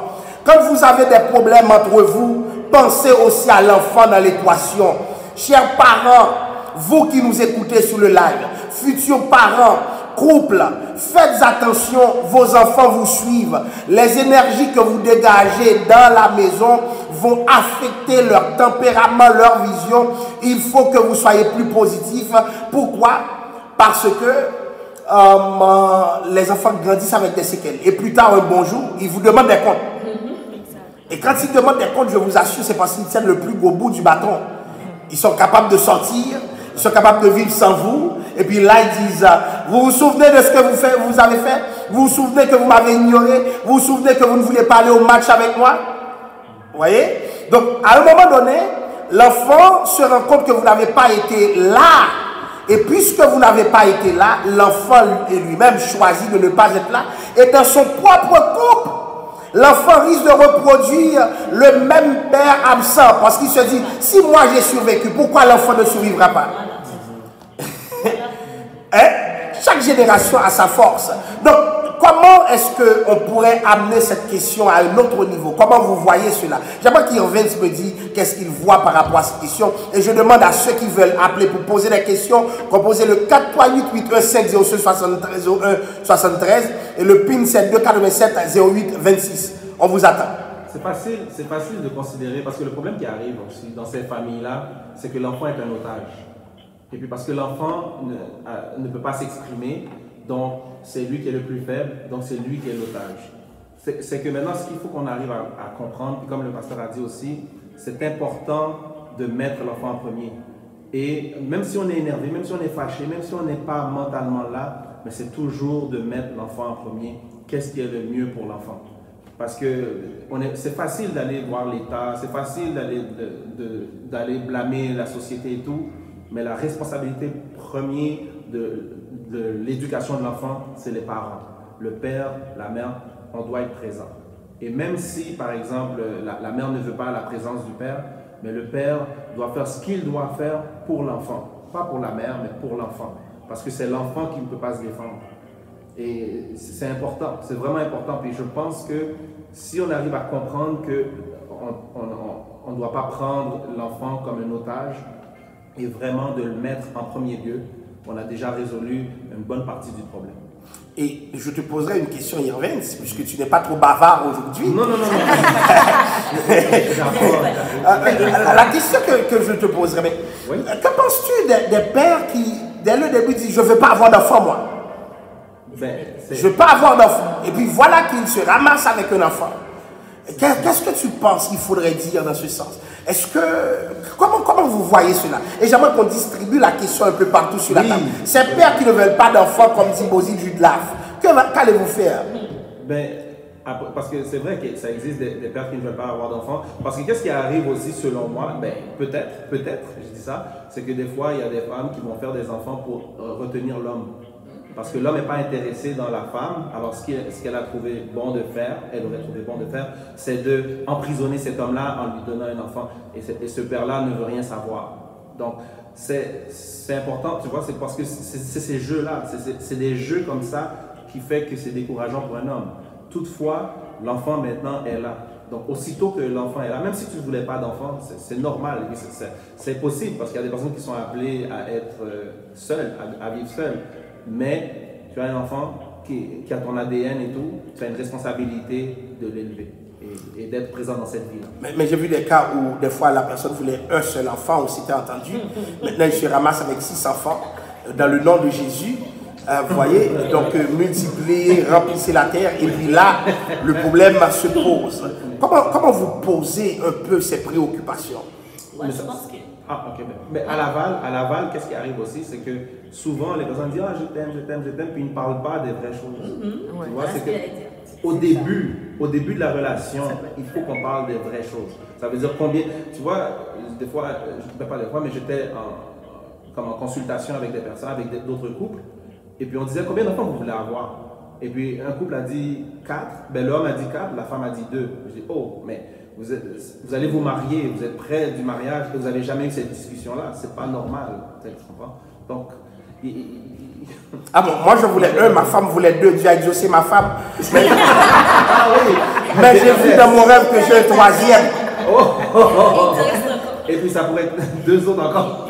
Et ce sera toujours ma faute. Mais ce que je te veux dire, parce que quand tu dis que parfois il y a des discussions qui doivent être faites depuis qu'on a un projet de vie. Si on est encore en couple, pas encore marié, ben c'est encore le romantisme, on peut se permettre de fermer les yeux sur certaines choses. Mais immédiatement qu'on entame un projet de vie, donc qu'on envisage d'être en couple, ces questions-là doivent être posées. Et pour l'homme qui n'avait pas envie d'avoir des enfants, puis qui s'est fait piéger, mais écoute, je ne sais pas, mais le mal est fait. Voilà. Tu ne peux juste pas t'en dissocier comme ça. Et si jamais tu veux t'en dissocier, il existe encore des instruments juridiques pour le faire. Abandonne tes droits parentaux. Mais si tu ne les abandonnes pas, tu es là dans la maison, tu tombes dans l'indifférence, tu regardes l'enfant comme s'il n'était pas le tien, tu accuses même la mère que ce n'est pas le tien, juste pour ne pas t'investir, tu cherches une excuse. Donc je trouve que là, on est dans une autre catégorie de lâche. Parce que l'enfant est là. L'enfant est là. Si l'enfant n'est pas là, c'est vrai qu'il y a des situations, et puis il faut se dire que être en couple, avoir des relations sexuelles, il y a des situations non prévues. Donc, savoir gérer les imprévus, c'est une preuve de maturité. Donc, on voulait 2 enfants, on en a eu 3, mais on va gérer les imprévus parce qu'on est 2 adultes, puis on doit vivre ensemble. Ça. Et puis les enfants aussi ne peuvent pas, le troisième, là, le malchanceux troisième, ne peut pas payer les conséquences des pots cassés. Moi, je ne peux pas payer les pots cassés. Donc, du coup, je me dis, c'est aussi une preuve de maturité.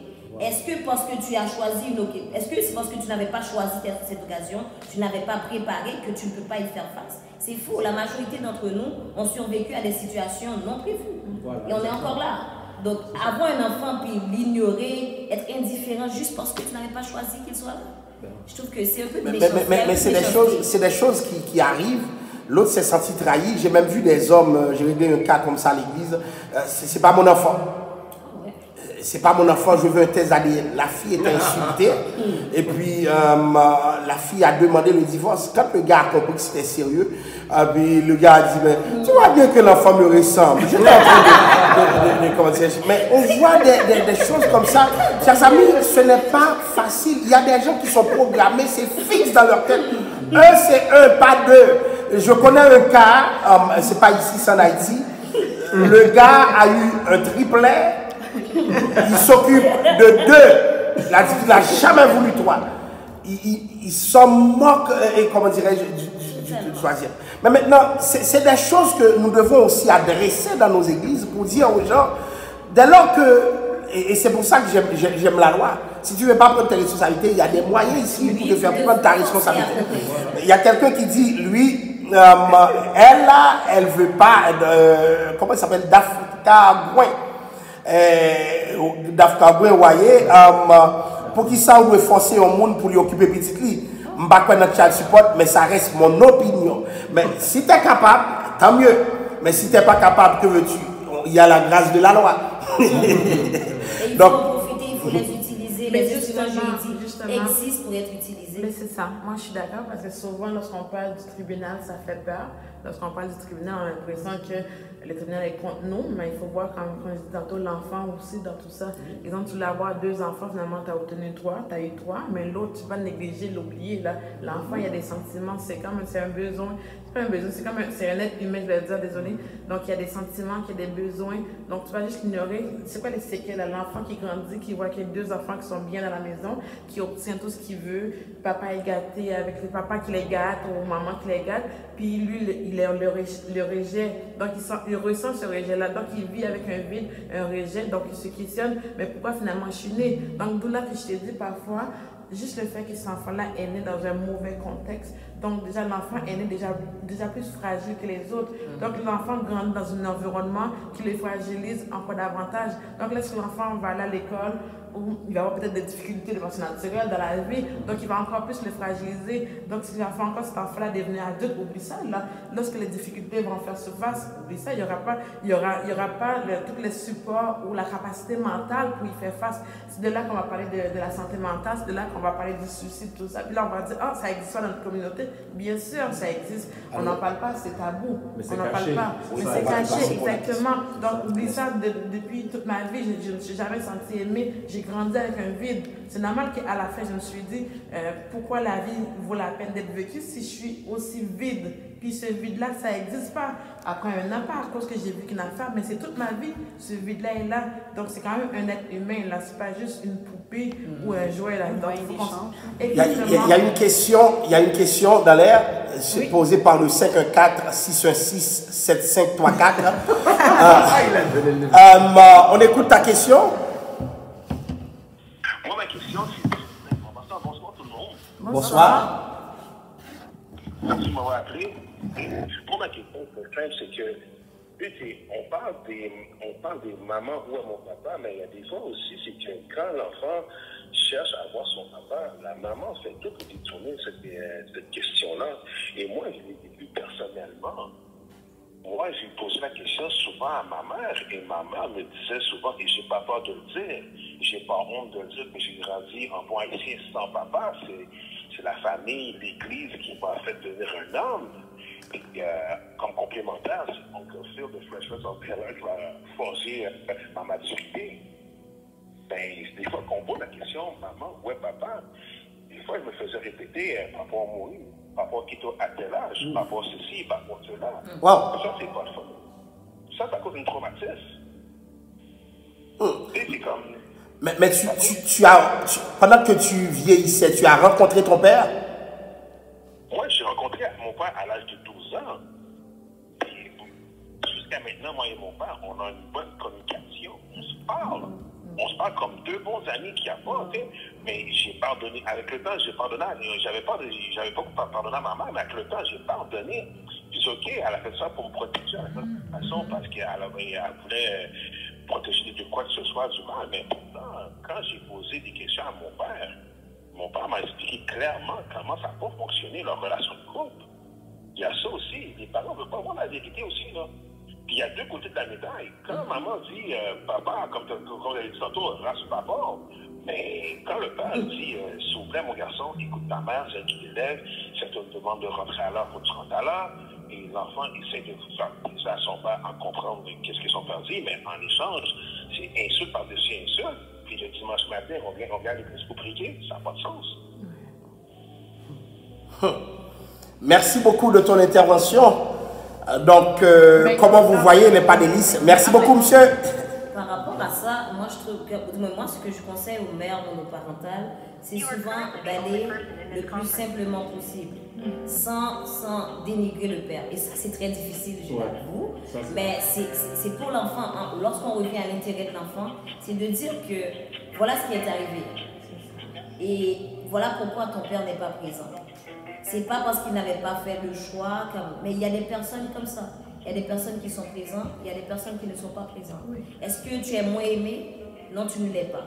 Parce que tu as ta mère, tu as tes cousins, tu as tes oncles, tu as grand-père, tu as grand-mère. C'est comme insister sur les forces de l'enfant, sur ce qui est fort dans son environnement. Pas vraiment le vide, parce que si tu insistes sur le vide, ou tu commences à mentir, à dire des trucs qui n'existent même pas sur le père, tu fais plus de mal que tu ne le penses. Surtout que dans ce cas, on a même vu que le jeune homme a rencontré son père, qu'on lui a dit qu'il était parti, qu'il se foutait carrément de lui, alors qu'il y a une autre vérité derrière. Donc je trouve que la mère doit être assez honnête, parce que la monoparentalité c'est un défi, mais ce n'est pas une tare, ce n'est pas un défaut, c'est juste un défi. Mais alors, la personne qui a appelé vient de mettre l'accent sur un aspect que l'on n'a pas vu. C'est la capacité pour l'enfant de pardonner. Et pardonner aux deux. Mais en fait, ce qui va aider à cet enfant-là de pardonner ce que tu as dit tantôt, c'est vraiment le fait que la mère, c'est la manière que la maman va représenter le père. Dans le sens que voici le père, voici l'homme qu'il est, voici la relation n'a pas fonctionné, mais je suis là, tu te comprends? Donc il va falloir que maman, dans ses mots à elle, qu'elle explique la situation sans dénigrer l'autre partie. Bien sûr, elle peut expliquer le contexte, mais sans mettre l'accent que sur le négatif. Donc permettre à l'enfant de comprendre la réalité, parce que cet enfant-là a besoin de se reconstruire et de faire son deuil. C'est à travers de ce deuil-là que l'enfant va reprendre son propre identité, va pouvoir quand même refaire une autre identité. Écoute, mon papa n'est plus là, donc je vis sans père, donc qui reviendra ma vie ou mon futur, ou exactement l'avenir ou mon futur, ou lorsque moi-même je vais être mère ou père.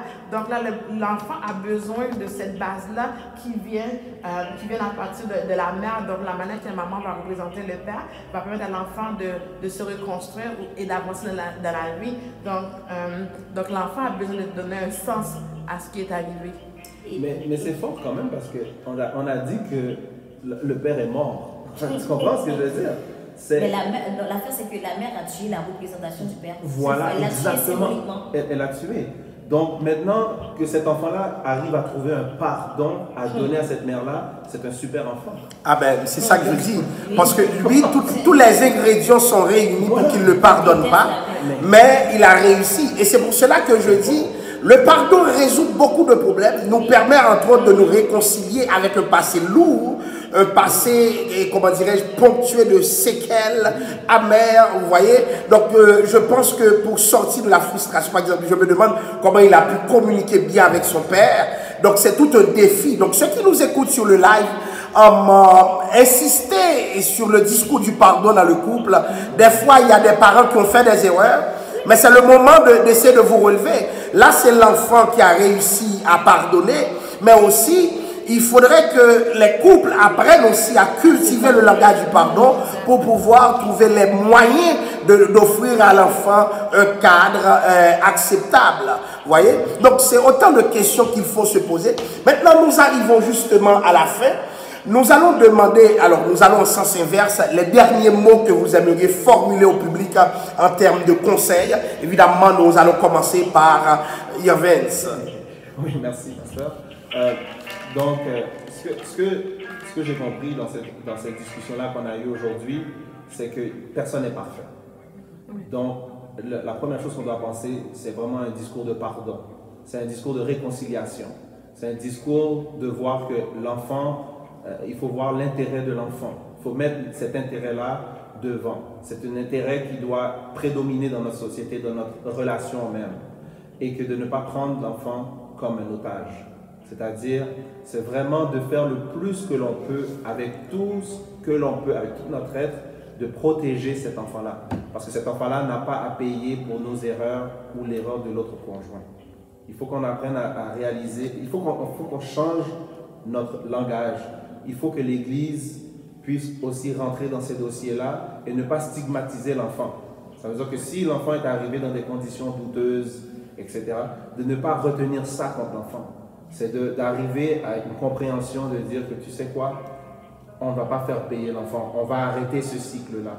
Et lorsqu'on va prendre cette décision-là, lorsque nous, en tant que communauté, on va mettre notre pied à terre, je crois, et j'ai la ferme conviction que nos prisons vont se vider. Parce que moi, je pense personnellement que toute la délinquance, toutes ces rébellions-là, potentiellement de ces enfants-là, c'est parce qu'il y a une insatisfaction, il y a quelque chose qui ne fonctionne pas.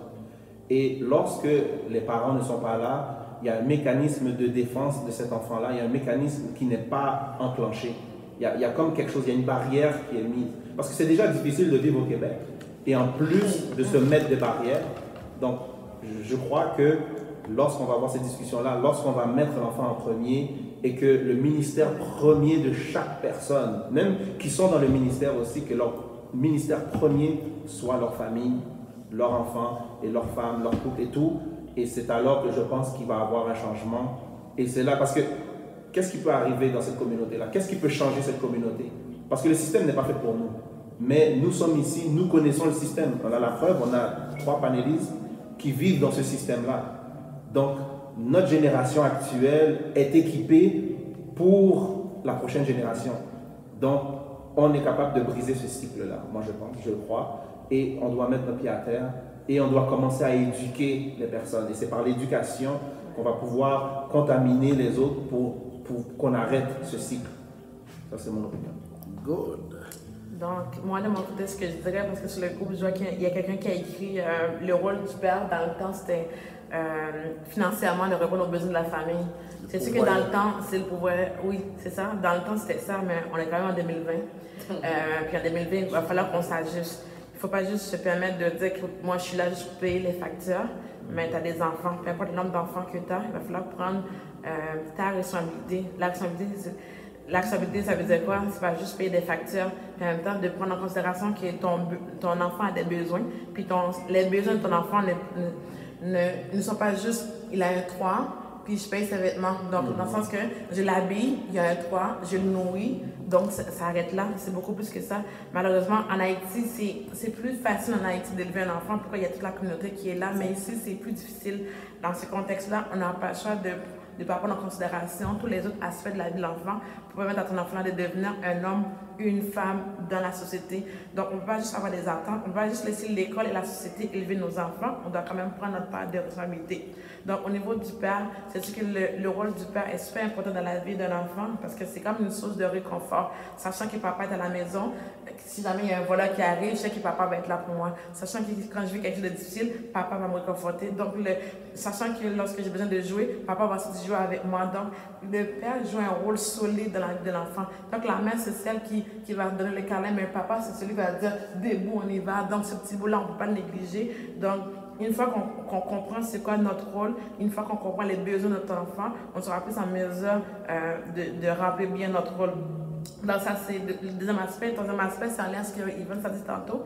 Dans notre communauté, malheureusement, on se retrouve en prison. Lorsqu'on va en prison, c'est très noir, malheureusement. On a beau étiqueter la société, on a beau dire que la société est sévère envers nous. Oui, je ne dis pas le contraire, mais nous, qu'est-ce qu'on fait pour ne pas arriver là? Bien sûr, lorsque moi, je suis mère monoparentale, je fais 2-3 emplois, ça veut dire que je ne suis pas disponible pour mes enfants. Lorsque je fais quand même la nuit, j'arrive, je fais le minimum que je peux. J'essaie de donner le maximum à mes enfants. En même temps, je ne suis pas là. Donc, ce manque-là, non seulement il n'y a pas de papa à la maison, puis moi non plus, comme mère, je ne suis pas présente parce que je dois occuper 2-3 emplois. Puis lorsque je suis là, je suis tellement fatiguée, je fais le minimum, je fais le ménage, tout ça. Donc, je ne suis pas là. Il n'y a pas de relation de qualité là. Donc, le côté qualité n'est pas présent. Donc, cet enfant-là, que l'on veuille ou pas, ce qu'on ne lui donne pas, il va aller chercher ailleurs. Puis en allant chercher ailleurs, il va aller chercher n'importe quoi et n'importe comment.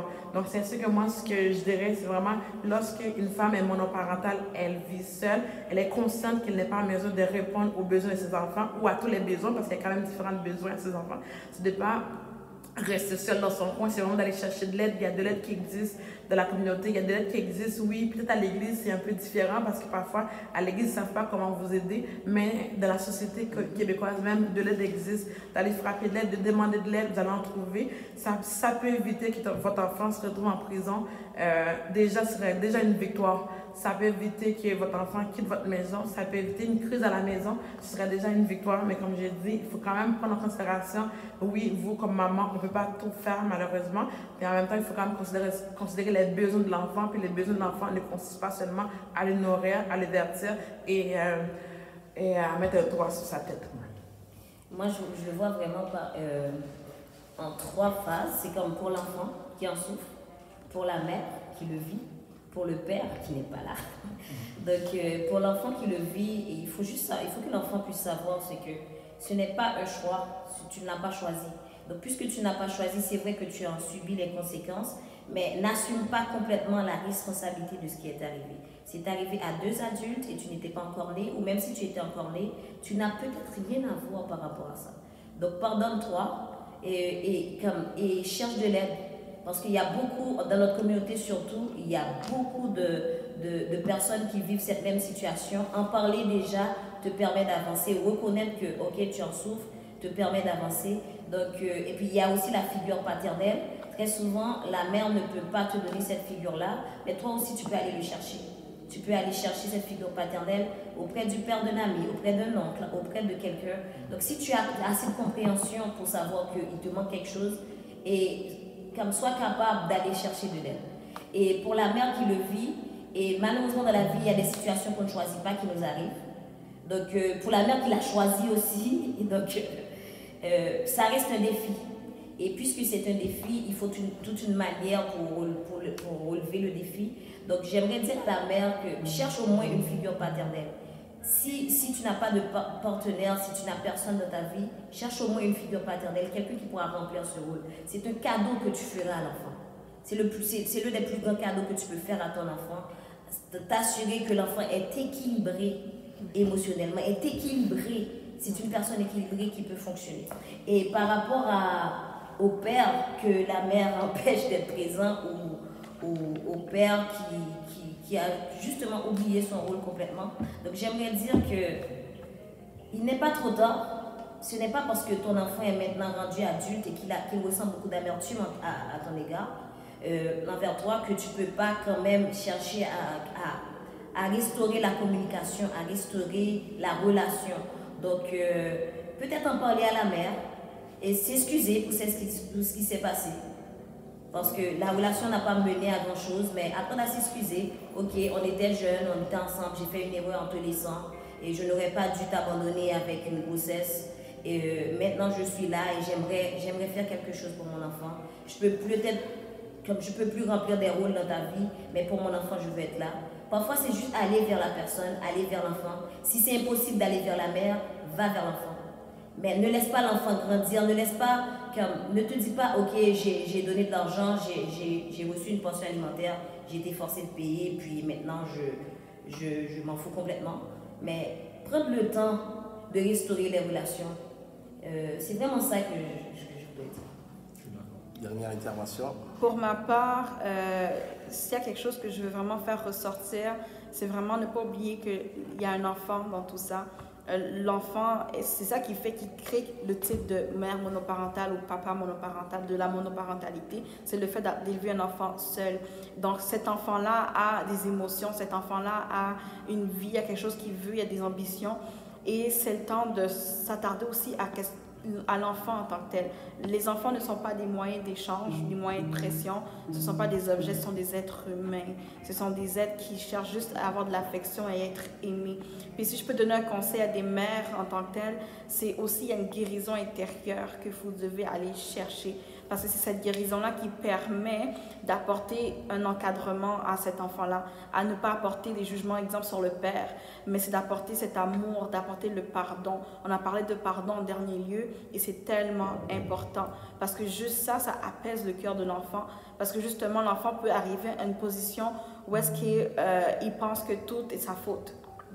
Maintenant, il faut détacher l'enfant de cette mentalité-là parce que ça crée une vie de culpabilité, ça crée une vie de manque d'estime de soi. Donc, il faut briser ces cycles-là pour éviter justement des adultes brisés. Donc, ça commence très tôt et comme elle a dit tantôt, il n'est jamais trop tard. Donc, tant qu'il y a de la vie, on dit, tant qu'il y a de la vie, il y a de l'espoir. Donc, tant que l'enfant vit, tant que vous vivez, vous pouvez toujours faire ces efforts-là. Je ne dis pas que c'est quelque chose qui se fait en une nuit, mais comme on l'a dit tantôt, il y a des outils, il y a des ressources. Et si vous ne savez pas où aller, vous n'avez pas les sous pour un psychologue, par exemple, vous pouvez voir avec votre employeur si vous avez le service de PAE pour parler avec quelqu'un. C'est un programme d'aide aux employés de votre employeur. Vous pouvez aller au CLSC de votre quartier et demander à avoir l'aide psychologique. Vous pouvez être référé à un travailleur social. Il y a des psychoéducateurs qui peuvent accompagner les enfants. Vous allez pouvoir avoir des psychologues aussi qui peuvent vous accompagner, mais ne restez pas seul. Et un point que j'aimerais ajouter, c'est par rapport, oui, on vous réfère à aller à l'extérieur pour trouver de l'aide, mais je pense aussi que c'est temps que l'Église, en tant que communauté, vous êtes supposé être là aussi pour aider, accompagner.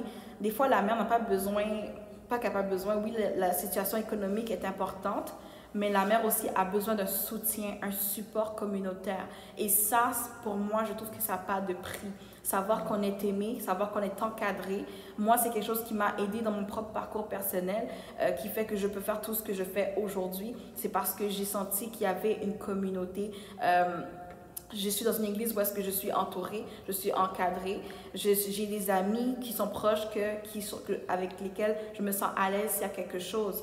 Et ça m'a permis de faire un cheminement vers une guérison intérieure qui, après ça, s'exprime à l'extérieur. vers l'enfant, vers le père de mon enfant, vers les gens autour de moi. Donc, pour arriver là, il y a un cheminement qui est fait. Mais si l'Église peut donner un effort additionnel, je pense que ça changerait beaucoup la communauté, ça changerait le visage de la communauté. Il y aura moins de crainte à aborder notre pasteur sur nos problèmes et nos difficultés. S'il y avait des cellules, parce qu'il ne faut pas avoir peur de la psychologie à l'Église, c'est tout ce qui se passe dans la tête. Si on va voir un dentiste pour nos dents, ben, on voit un psychologue pour notre cerveau, pour quelque chose qui ne marche pas à l'intérieur de notre cœur. Donc, il n'y a pas de mal à ça. Il faut arrêter d'avoir honte de la monoparentalité. Et quelqu'un qui est veuve, qui est tout seul avec un enfant, est monoparental aussi. La monoparentalité n'est pas un statut négatif comme si c'est fini. C'est juste simplement qu'on vit une situation et je souhaite pour plusieurs que ça soit temporaire. Mais il y a un cheminement qui doit être fait. Il faut briser cette honte-là, il faut briser cette culpabilité-là de ne pas être en mesure d'avoir donné une famille à son enfant. Il faut sortir de ce cycle-là. Donc, j'appelle vraiment les cœurs un peu à la guérison, mais à vous rappeler aussi qu'il y a des ressources à l'extérieur. Merci. Eh bien, nous remercions nos panélistes qui ont conduit avec brio cet excellent débat qui appelle à l'Église de prendre conscience de cette réalité, de ce qui nous caractérise lorsque nous faisons le profil sociodémographique de nos assemblées.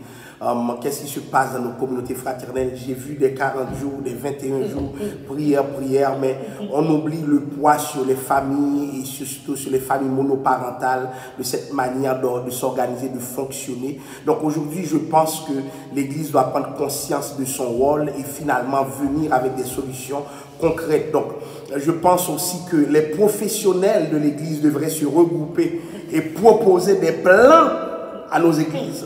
Parce que c'est le moment de se prendre en charge parce qu'on a des ressources.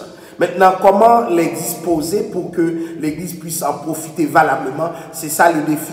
Il y a quelqu'un qui avait posé une question à laquelle on n'a pas répondu. Je connais une amie, elle devait subir une opération sur la demande de son médecin.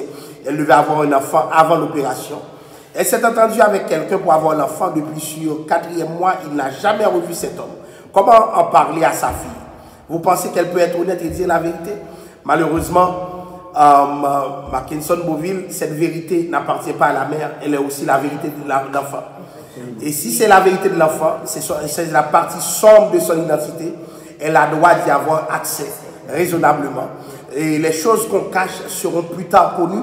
Et quand ce n'est pas connu dans les bonnes conditions, ça risque de faire encore plus mal. Parce que l'identité souvent se pose comme une question de vie et de mort. Parce que ce que je connais de moi-même me donne la résilience pour pouvoir aborder l'avenir, ou du moins ça me détruit. Donc c'est tout un... C'est avant même de poser l'action, de savoir que qui t'a été cherché va avoir des impacts sur ton enfant. Alors, nous appelons à la guérison, nous appelons à l'amour, nous appelons au respect, nous appelons surtout à l'effort, à l'apprentissage du vivre ensemble. Ce n'est pas facile de vivre ensemble, mais tout le monde doit s'y mettre. Tout le monde doit faire l'effort. Et nous aurions eu des enfants beaucoup plus forts. Moi, quand je visite les prisons, ce sont les fils et les filles de dames missionnaires, je le répète. Ce sont les fils et les filles de dames missionnaires. Maintenant, on se demande où sont leurs pères. Ce sont des pères démissionnaires. Des fois, même à la maison, ils ne sont pas plus que des bouquets de fleurs bien posés, mais qui n'ont rien à voir avec la vie familiale. Donc, merci à tous ceux qui ont pris part au débat. Que le Seigneur puisse vous bénir. Et la semaine prochaine, on va avoir un autre débat qui portera sur les femmes stériles, les hommes stériles, les familles que la stérilité affecte. Un autre tabou que l'Église néglige. Des gens qui souffrent parce qu'ils vivent une stérilité. Il y a des couples qui sont brisés, fragilisés. Personne ne dit rien. Donc nous allons avoir sur le panel des gens qui ont vécu cette expérience et qui pourront vous en parler. Et comme ça, nous pourrons vraiment cheminer par rapport à ce sujet pour savoir c'est quoi les thérapies à envisager, c'est quoi, comment l'Église devrait se montrer présente, compréhensive, etc. Parce que ce sont des récits de vie qui peuvent devenir dramatiques quand ils sont mal gérés, surtout quand il y a de la famille qui dit « Pourquoi qu'on fait petit toujours ?» Vous voyez? Donc, on va débattre de ce sujet. Merci à tous ceux qui ont été là. Au revoir et à la semaine prochaine. Que le Seigneur vous bénisse. Au prochain jeudi débat, nous vous attendons tous. Et n'oubliez pas, si vous avez aimé le live, donnez-nous des likes, donnez-nous des appréciations. Et bye bye, bonne semaine sous le regard du Tout-Puissant.